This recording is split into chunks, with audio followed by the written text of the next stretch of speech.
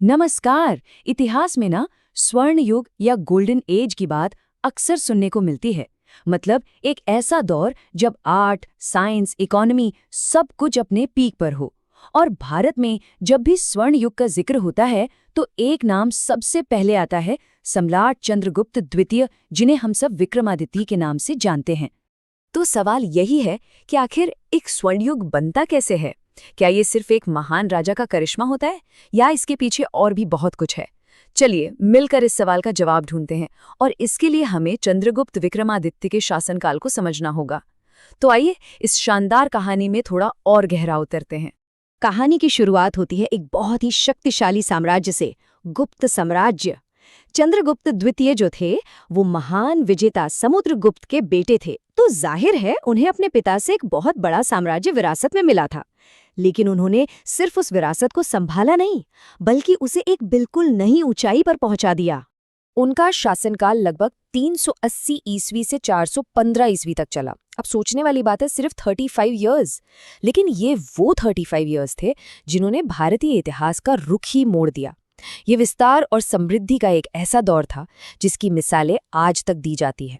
अब देखिए, किसी भी स्वर्ण युग की नींव रखी जाती है एक स्थिर और सुरक्षित साम्राज्य पर।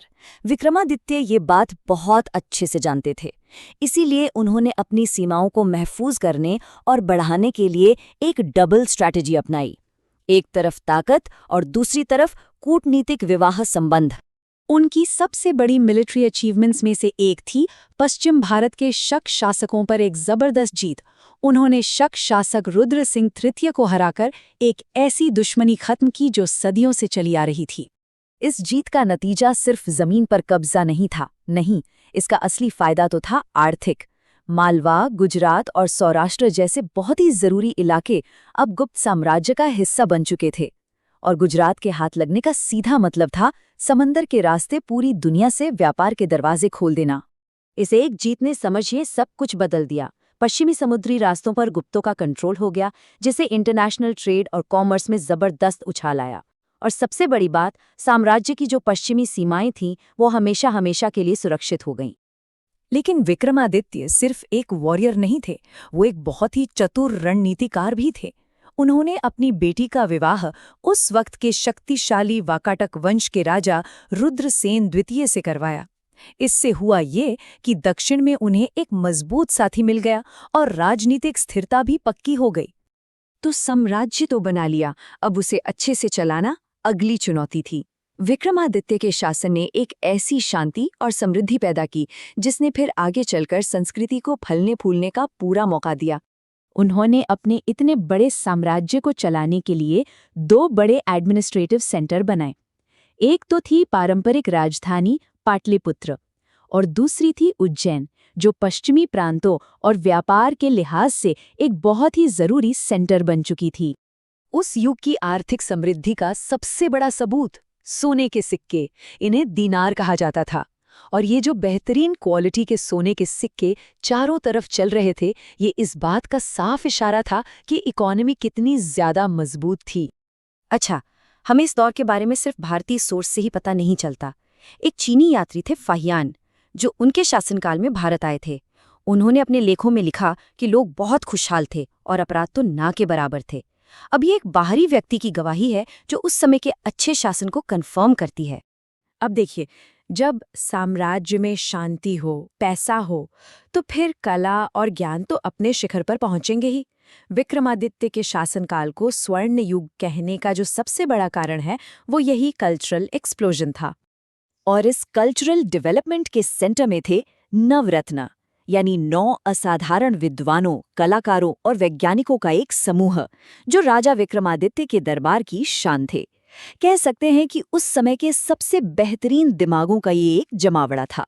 इन 9 रत्नों में सबसे मशहूर थे महाकवि कालिदास, जिनका नाटक अभिज्ञान शाकुंतलम आज भी पूरी दुनिया में सराहा जाता है।